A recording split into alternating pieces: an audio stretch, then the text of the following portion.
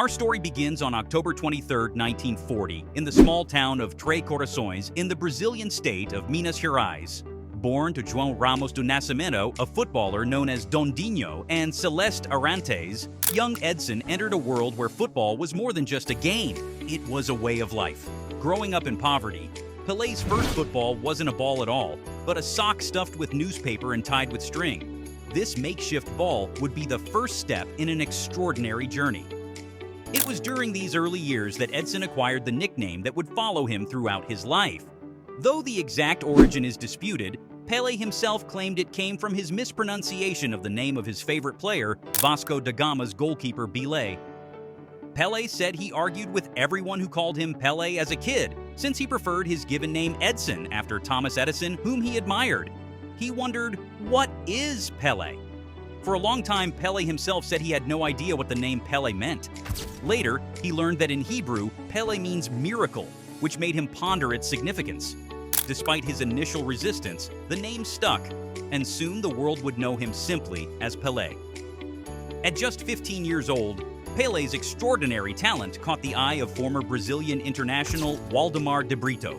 Impressed by the youngster's skills, de Brito took Pelé to Santos FC for a trial, boldly declaring to the directors that this teenager would become the greatest football player in the world.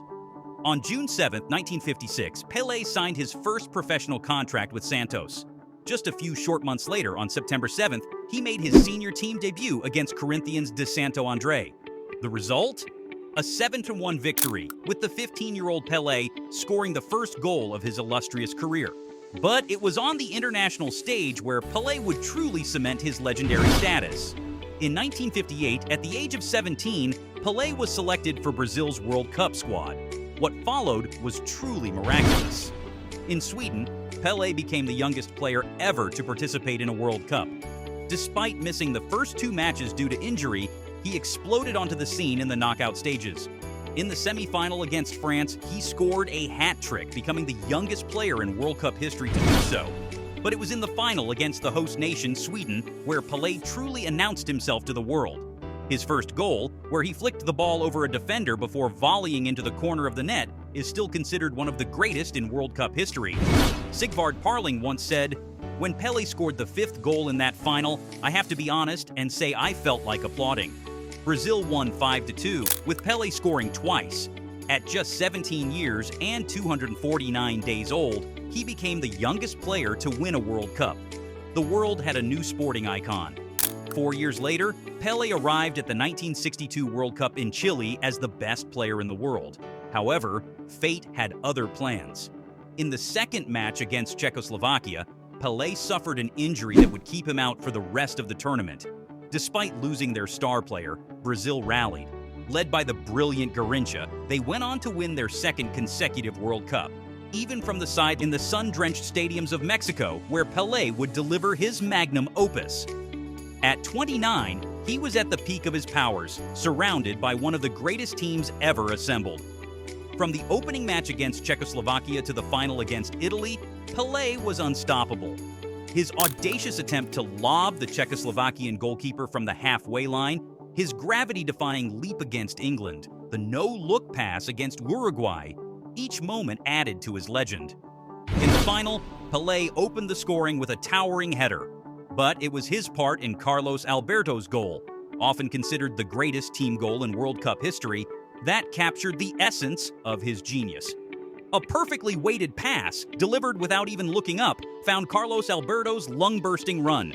The captain smashed the ball home, sealing Brazil's 4-1 victory and their third World Cup in 4 tournaments.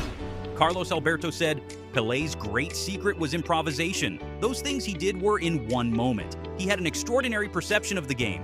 With this victory, Pelé became the only player to win 3 World Cups, a record that stands to this day. While Pelé's World Cup exploits made him a global superstar, it was with Santos FC where he spent the majority of his club career. Over 18 years, he led Santos to numerous victories, including 2 Copa Libertadores titles and 2 Intercontinental Cups. His goal-scoring prowess was amazing. On November 19, 1969, Pelé scored his 1,000th goal in all competitions, a moment that became known as O Milésimo, the 1,000th. In 1975, he shocked the world by coming out of semi-retirement to join the New York Cosmos of the North American Soccer League. His arrival in the United States sparked a soccer boom. Suddenly, a sport that had long been overlooked in America was front-page news. Pelé's presence attracted other international stars like Franz Beckenbauer and Giorgio Chinaglia, elevating the profile of the game and laying the groundwork for soccer's future growth in the country. What made Pelé so special on the field? It wasn't just his incredible goal-scoring ability, but the artistry with which he played the game. His control was immaculate, his vision exceptional. He could dribble past defenders with ease, throw powerful shots with either foot, and leap like a salmon to score headers despite his relatively small stature. But perhaps most impressive was his ability to see passes that no one else could, to create opportunities out of thin air. Ferenc Puskás once said, "The greatest player in history was Di Stefano. I refuse to classify Pelé as a player. He was above that." Pelé's official goal tally stands at a staggering 1,279 in 1,263 games, including friendlies, a Guinness World Record, peace and understanding around the world. In 1992, he was appointed a UN ambassador for ecology and the environment. He has been involved in numerous charitable causes, from fighting poverty to promoting education through sport. Nelson Mandela once said, "To watch him play was to watch the delight of a child combined with the extraordinary grace of a man in full." Pelé's influence on future generations of players can't be measured. From Maradona to Messi, Ronaldo to Mbappé, all have cited Pelé as an inspiration and a benchmark for greater of the century by the International Federation of Football History and Statistics. The same year, he was elected Athlete of the Century by the International Olympic Committee. In 2000, FIFA named him their Player of the Century, an honor he shared with Diego Maradona. But perhaps the greatest symbol of his impact is the way his name has become synonymous with excellence, not just in football, but in any field. As we reflect on Pelé's career and life, it's clear that his impact extends beyond the football pitch. He didn't just play the beautiful game, he improvised it. His skill, his joy, his sportsmanship, and his humanitarian efforts have left a lasting mark on the world. Edson Arantes do Nascimento, Pelé, O Rei, the king of football. A player so extraordinary that the usual superlatives fall short.